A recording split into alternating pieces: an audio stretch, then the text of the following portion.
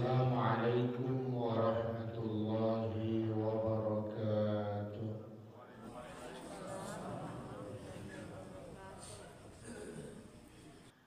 Untuk mengisi kajian kita pada subuh yang mudah-mudahan berkah ini untuk kita semua. Pertama, kita sebagai manusia apapun status kita pasti menginginkan agar hidup ini bahagia, senang, ya, nyaman, enak, pasti gitu. Dan itulah yang selalu kita doakan, kita mohonkan kepada Allah Subhanahu wa Ta'ala di setiap doa-doa kita, bahkan usaha-usaha kita. Kita berusaha siang dan malam, tujuannya agar kita bahagia, agar kita senang, ya Bu?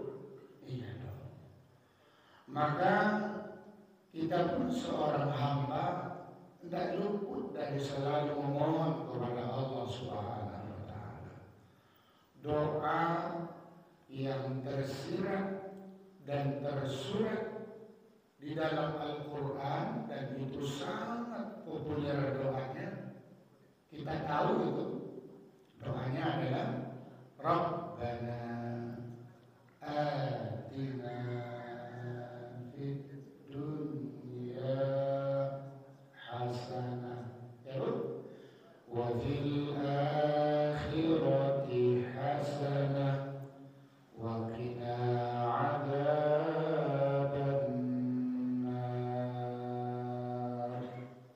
Itu doanya. Bahkan Bapak Ibu yang sudah berangkat haji dan umroh, itu doa itu selalu dibaca di saat kita melewati rukun yamani ke Hajarul Aswad. Kenapa? Karena begitu pentingnya kebahagiaan dunia dan akhirat. Kita itu kebanggaan kita, itu angan-angan kita, bahagia ya Allah. Kebaikan di dunia pun nanti kalau sudah habis umur, datang ajal, kebaikan di akhirat ya Allah. Itu yang kita mohonkan. Ternyata bukan cuma kita yang menginginkan itu. Manusia-manusia sebelum kita juga ternyata sama. Para sahabat sama, menginginkan kebahagiaan, menginginkan kesenangan. Selevel Abu Talib, Ali bin Abi Talib. Ali bin Abi Talib itu Khalifah Rasulullah yang keempat.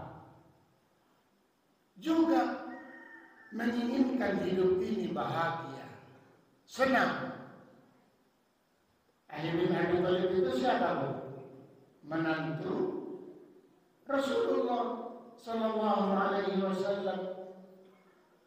Dia punya istri, putri Rasulullah. Siapa namanya Bu? Fatimah binti Muhammad, menikah dengan Ali bin Abi Thalib. Punya anak namanya, cucunya Hasan dan Husain. Subhanallah. Dia juga sama, Ali bin Abi Thalib di dalam asar itu menginginkan hidup ini bahagia. Padahal dekat dengan Rasulullah SAW. Mari sama-sama kita lihat Bapak dan Ibu, ini sebenarnya ilmunya ilmu menata hati. Kalau bahasanya guru-guru kita dulu namanya manajemen qalbu. Menata hati. Ternyata kebahagiaan itu adanya sumbernya di hati, bukan di penampilan, tetapi di hati. Manajemen qalbu.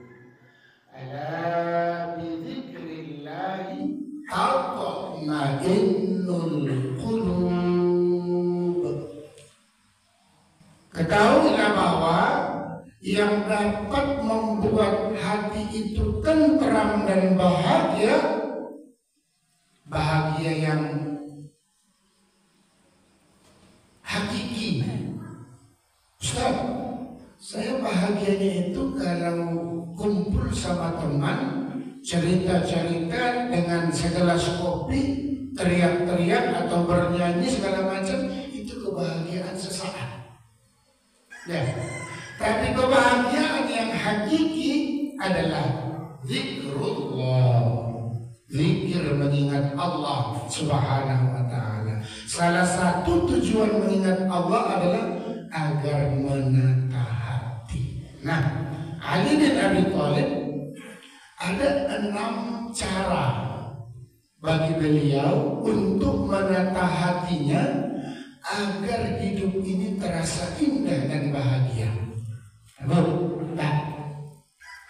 Jadi pagi yang berkah ini kita sama-sama mengaji dan menata hati. Ali bin Abi Thalib ada 6 trik, 6 cara agar dia bisa mendapatkan kebahagiaan dalam hidup dengan menata hati. Yang pertama, jangan membenci siapapun. Kan hati itu, walaupun kita dizalimi. Tuh, Ustaz, mana caranya itu? Allahu Akbar, inilah menata hati itu. Jangan membenci.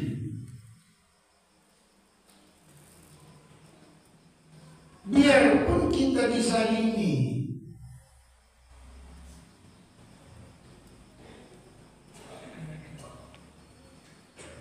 tentu itu adalah bagaimana kita memiliki hati kita. Sebab kalau kita membenci, maka akan semakin berat hidup ini. Kalau kita benci kepada orang, semakin berat, semakin sulit. Sama seperti kalau kita mendaki gunung, kan sesak tuh Pak. Kita waktu berangkat Pak Masri dengan teman-teman, dengan para ulama itu ke Aceh, nyampe di Barus, naik tangga 1000 tangga. Ya, 1000 tangga. Ternyata di atas tuh ada di situ makam sahabat. Nama sahabat itu siapa baca namanya? Syekh Mahmud. Ya, itu. Jadi naik tangga, tangganya 1000 ke atas. Ternyata yang sampai cuma beberapa orang. Kenapa? Sesak, angok, ada tolong ada dong. Ada yang setengah sampainya, ada yang sedikit lagi mau sampai, seperti itu. Iya. Kenapa seperti itu Ustaz? Karena capek. Nah, lebih capek lagi kalau kita membenci seseorang, apalagi mohon maaf, gunanya apa? Untuk kita benci. Satu. Yang kedua, jangan sedih yang berlebihan. Walaupun sebenarnya masalah itu sangat berat untuk kita. Tuh Ali bin Abi Thalib, mudah-mudahan jadi cahaya buat diri kita masing-masing. Jangan bersedih yang berlebihan. Sebab kalau kita bersedih, kok rasanya kita, kalau berlebih, kok rasanya kita tidak yakin sama takdir Allah Subhanahu wa ta'ala. Dalam hidup ini kan, entah 3 minggu yang lalu sampaikan di sini sama seperti kita berada di dalam pesawat, ya kan? Pesawat, kita naik pesawat, lalu kita berada di atas, apalagi kalau dari Padang ke Mekah sampai 9 jam, datang makan kita makan, datang minum kita minum, kalau ngantuk kita tidur, kita terasa nyaman di dalam pesawat. Pak, padahal kita tidak tahu siapa pilot pesawat itu, tapi kita bisa tenang di dalam. Padahal kita tidak tahu, tidak kenal dengan pilotnya, bagaimana agamanya, bagaimana kemampuan, segala macamnya kita tidak tahu, tapi kita terasa nyaman aja di pesawat. Afala tastarihu fi hayatik wallahu mudabbiruha. Apakah kita dalam hidup ini tidak bisa tenang, padahal kita tahu hidup ini sutradaranya kita udah kenal Allah Subhanahu wa Ta'ala, yang mengaturnya Allah Subhanahu wa Ta'ala. Maka Bapak dan Ibu, menata hati ini memang ilmu yang sangat sulit, yang tahu hanya kita dengan diri kita, jiwa kita dengan kita. Ya, Bu? Yang ketiga, hiduplah sederhana, biarpun sebenarnya kamu bisa lebih dari itu. Ali bin Abi Thalib mengatakan, hiduplah sederhana, biarpun sebenarnya keadaanmu lebih dari itu kamu mampu. Yang paling berat, gaya hidup kita kaya, tetapi kenyataannya di bawah itu lebih parah lagi. Maka agar hidup ini ringan, tidak seperti naik tangga ke atas, maka ibu-ibu yang berbahagia, hidup sederhana. Yang keempat, jangan pernah berhenti memohon kepada Allah Ta'ala. Jangan pernah bosan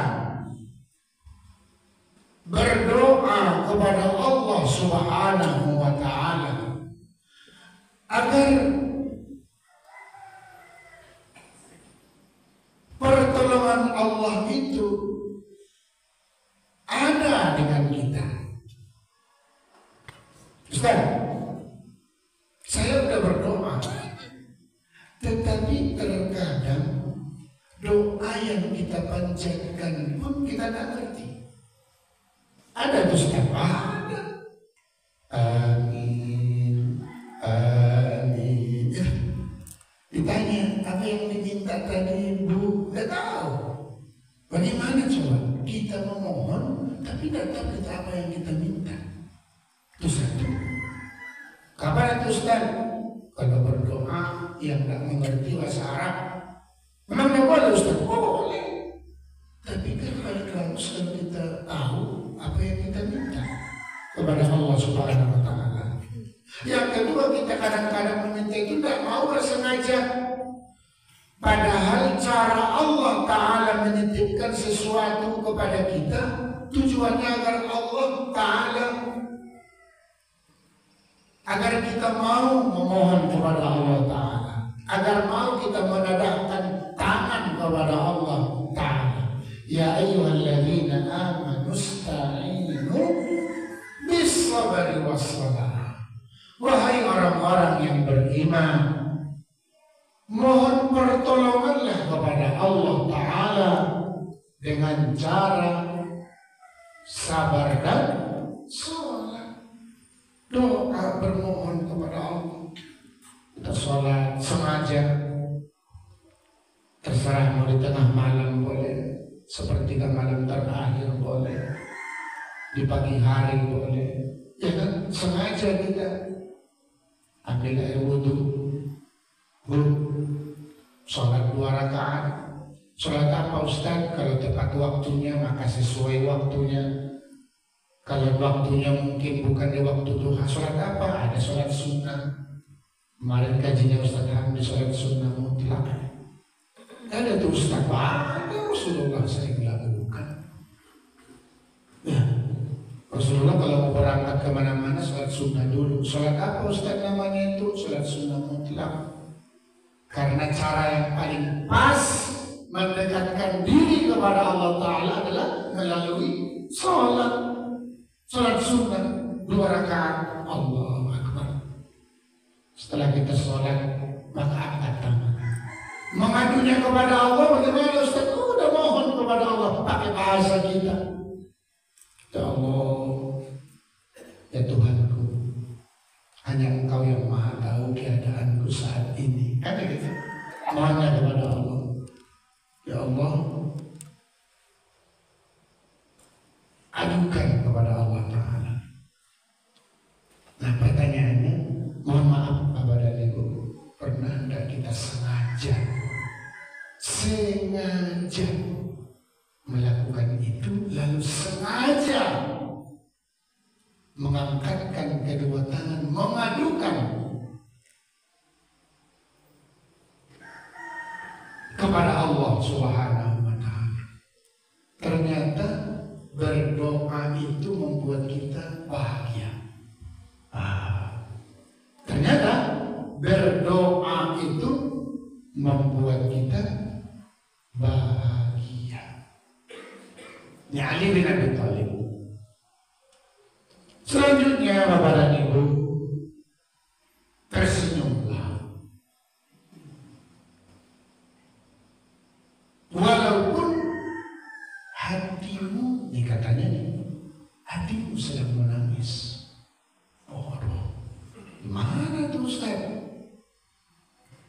Tersenyum biarpun sedang dirundung masalah, bersedih. Bagaimana itu Ustaz? Allahu Akbar. Ini yang disebut dengan menatap hati. Tentu hanya kita yang bisa melakukannya dengan diri kita, tanpa melihat orang lain. Kalau dia orang makin capek, makin capek. Tapi kalau kita sibuk dengan diri kita, sibuk menata jiwa kita, sibuk menata batin kita, insya Allah akan semakin terasa ringan segala sesuatu. Kepada Ibu yang berbahagia, 6 cara Ali bin Abi Thalib dalam menata hati yang tujuannya adalah kebahagiaan diri seorang manusia. Tersenyum. Kalau Dr. Ahid Al-Qarni itu penulis dari Saudi, itu ada buku yang sangat terkenal sekali dulu. Itu buku sudah berapa puluh kali diterjemahkan, diterbitkan. Nama bukunya La Tahzan, jangan bersedih. Nah, saya dapat ini dapat resep Ali bin Abi Thalib ini dari buku itu. Bapak dan Ibu yang berbahagia, tujuan Allah Subhanahu wa Ta'ala ciptakan kita kan itu, ya, agar kita itu bisa menikmati hidup indahnya dunia, apalagi nanti keindahan di akhirat. Subhanallah. Makanya doa yang selalu kita panjatkan, Rabbana atina fid dunya hasanah wa fil akhirati hasanah wa qina adzabannar. Ada 3 di situ Bapak dan Ibu. Ada 3 yang terus kita mohonkan kepada Allah Ta'ala, dan ketiga-tiganya itu muaranya adalah bahagia. Yang pertama, hasanah fid dunya, kebaikan di dunia. Hidup terasa indah. Kalau itulah Bapak dan Ibu, kalau pasangan,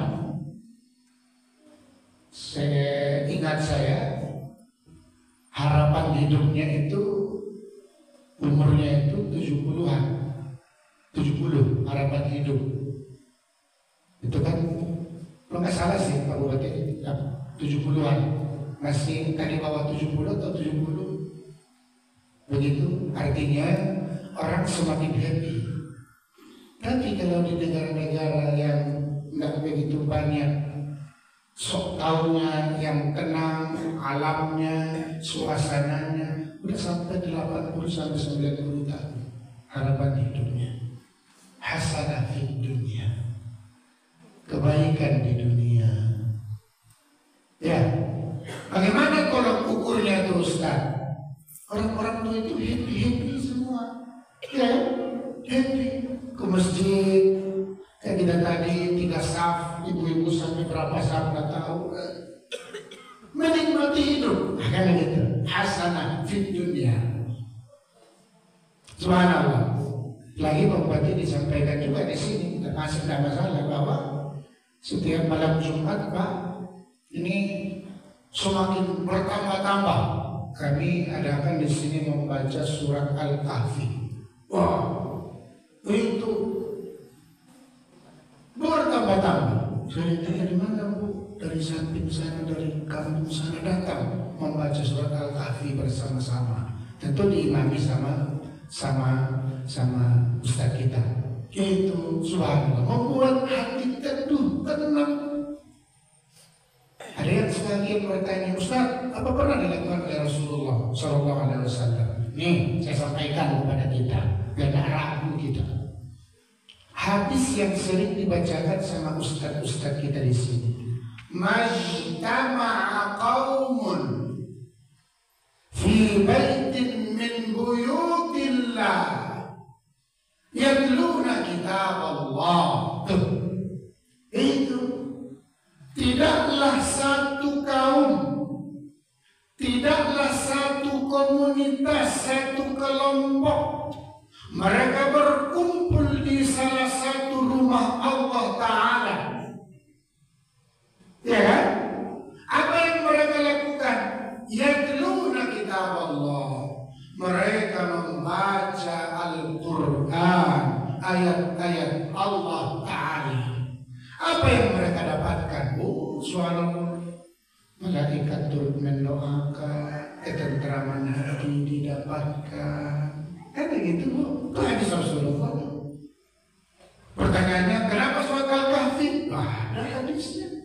Surat Al-Kahfi dibaca di hari Jumat atau di malam Jumat. Alhamdulillah Pak Bupati, saya sampaikan semakin mantap, semakin ramai. Allahu Akbar.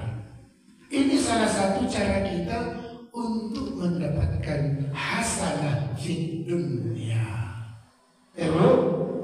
Satu, wa hasanah fil akhirah. Harapan kita biasanya Bu, cerminan hidup di dunia ini itu cerminan akhirat. Apakah kita bahagia di dunia? Bahagia itu kan di hati, ya kan? Yauma la yanfa'u malun wala banun illa man atallaha biqalbin salim. Hati yang bening, yang bersih, itu yang mendatangkan, yang kekal itu Bu, itu di dunia hatinya bersih, itulah cerminannya. Di akhirat pasti bersih Bu. Coba kita lihat ayatnya ya. Yauma la yanfa'u malun wala banun. Di akhirat nanti tidak bermanfaat, tidak berguna harta anak, kecuali yang datang menghadap Allah qalbun salim. Qalbun salim, hati yang bersih ini di mana? Di dunia. Nantilah saya di akhirat saya bersihkan, mana bisa kalau di akhirat dibersihkan? Ya betul lah Bu. Kebeningan, kebersihan, keikhlasan, kejernihan hati itu di dunia. Makanya cerminannya itu dunia. Kalau hatinya bersih di dunia, yakinlah qalbun salim di akhirat.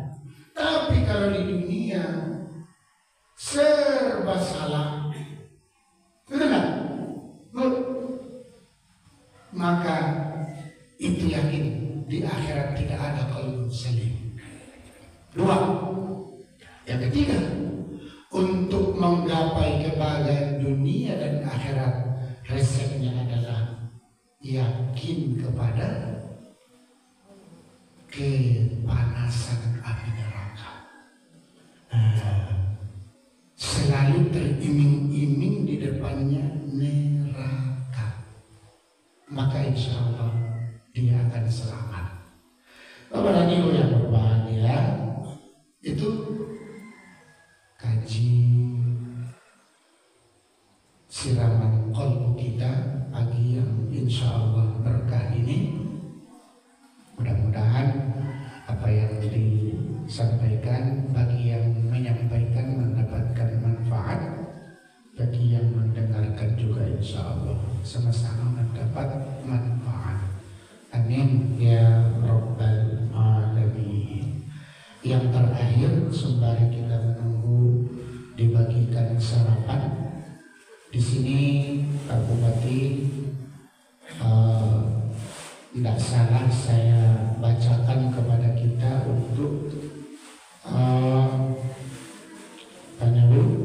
untuk menghadapi pilkada yang sebentar lagi akan kita masuki. Pilkada itu memilih pemimpin daerah yang berhubungan dengan kita dua. Yang pertama provinsi gubernur, yang kedua kabupaten kita. Kalau kabupaten orang jangan dipilih. Kalau kabupaten orang nggak usah diurus. Sekarang yang kita berhubungan yang berkaitan dengan kita, gubernur dan bupati pasangan. Saya sebagai, atau mohon maaf, saya sebagai ketua Majelis Ulama Indonesia memberikan tausiah. Sebenarnya tausiah ini sudah kita pasang di beberapa tempat. Di beberapa tempat kita pasang sesuai kemampuan keuangan kita. Tausiah ini adalah berhubungan dengan pilkada. Ada 6 himbauan kepada kita. MUI tidak boleh berpolitik. Maksudnya bukan tidak boleh. Tidak boleh, kalau dia sebagai MUI, dia tidak boleh membuat kegaduhan dan mendukung ABCD. Dia buat baliho, saya ketua MUI mendukung paslon nomor 10. Tidak boleh. Tidak boleh. Maka himbauannya, mohon maaf, ada 6. Yang pertama, Bismillahirrahmanirrahim. MUI Pasaman mengajak lapisan masyarakat untuk ikut serta pilkada, dan ini merupakan kewajiban. Jangan pilkada itu kalau dia menang apa untungnya sama saya? Ini salah pikir, salah persepsi kalau itu yang dipikir. Kita wajib ikut memilih pemimpin kita. Satu. Yang kedua, wajib menjaga persaudaraan dan ukhuwah Islamiyah. Kita itu satu kesatuan. Lupa, jangan gara-gara beda pilihan kita retak. Kita nggak satu. Karena ini sudah terbiasa kita lewati sekali 5 tahun. Persaudaraan itulah yang abadi. Yang ketiga, ini penting kepada Ibu. Haram riswah, haram money politik, haram sokok menyokok. Ini kita sebut minimalnya kita yang hadir ini dengan keluarga kita. Jangan sampai mau dibeli harga diri kita dengan iming-iming yang tidak jelas. Lupa ya, jangan sampai kita memilih gara-gara uang. Terlalu rendah harga diri kita dengan uang 200.000, kita pilih si A. Apa yang terjadi nanti? Tidak ada harga diri kita lagi di matanya itu. Dan hati-hati, Rasulullah SAW itu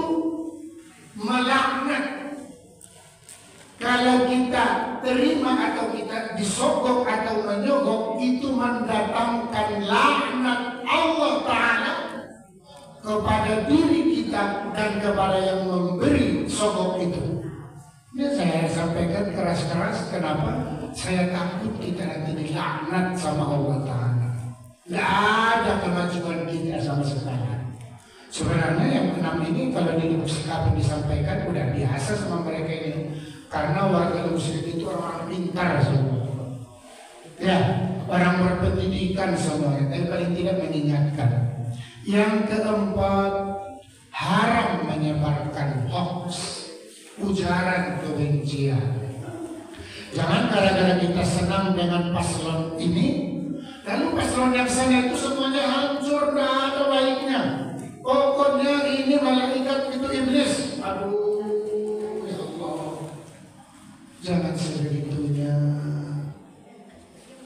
Semua yang kita keluarkan itu tanggung jawabnya di hadapan Allah Subhanahu wa Ta'ala. Mohon maaf yang sebesar-besarnya. Apalagi kalau kita ikuti Pak, di media sosial Facebook, kita lihat lagi di Instagram, pokoknya di mana itu ya Allah. Hati-hati, hati-hati. Yang keenam, yang terakhir, haram provokasi yang memecah belah umat melalui isu sara. Itu nggak suka awak tuh loh, nggak cocok tuh. Yang cocok suka awak, nggak ada lagi itu dulu itu lupa. Kalau dulu sebelum reformasi mungkin ini masih ada, tapi kalau sekarang isu agama dimunculkan, isu suku dimunculkan, itu sudah tidak zamannya sekarang. Mohon maaf, yang 6 ini mudah-mudahan bisa menjadi pedoman kita di dalam mengikuti pilkada, insya Allah di tanggal 27 November yang akan datang. Amin ya rabbal alamin. Itu saja Bapak dan Ibu, mohon maaf apabila dalam penyampaiannya kurang berkenan. Ya. Baik, terima kasih atas informasi terkait tentang pilkada. Ya. Dan beberapa tempat lokasi di persimpangan sudah terpasang baliho Iya. yang boleh. Dan sangat dimanfaatkan bagi masyarakat kita menengah ke bawah. Iya. Akan kita ini yang kita sudah di atas, sekaligus kita mensosialisasi. Iya. Karena masyarakat kita ini sering saya lakukan wawancara, pakai survei, studi poin siapa yang mau dipilih, langsung dia mengatakan saya Pak, yang saya pilih adalah orang yang beri uang. Ya, itu yang pertama dia tadinya ya. Tapi begitu saya support, saya sampaikan, lalu timbullah kecerahan. Ini seperti itu dari beliau. Terima kasih. Baik. Jadi Yang kedua, ya. kaitan dengan kaji Ustaz tadi, berkaitan dengan hati. Ya. Hati itu adalah kegiatan. Maka memiliki pikirannya itu seperti dia. Tetapi hati dihiasi oleh kejujuran. Orang yang jujur pasti hatinya baik. Ya. Kalau hatinya baik, maka terciptalah kebaikan. Kata salah seorang profesor doktor ya, rektor pasca sarjana UIN Membonjol, Iya. untuk menciptakan kebahagiaan itu tidak bisa orang lain, Hanya kita. kita sendiri. Baik. Terima kasih. Baik. Jadi mohon maaf, yang 6 ini tausiah MUI itu bukan buat-buatan saya sebenarnya. Itu kami duduk bersama. Anggota MUI duduk bersama apa yang harus disampaikan ke masyarakat. Alhamdulillah Pak Bupati di beberapa titik, baik di Gempulang, di Lubuk Singaping, di Panti, di Padang Belugur, di Rau Selatan, di Rau, di beberapa tempat kita kita pasangkan baliho. Mudah-mudahan dapat mencerahkan umat. Amin ya rabbal alamin. Terima kasih atas perhatian kita. Wassalamualaikum warahmatullahi wabarakatuh.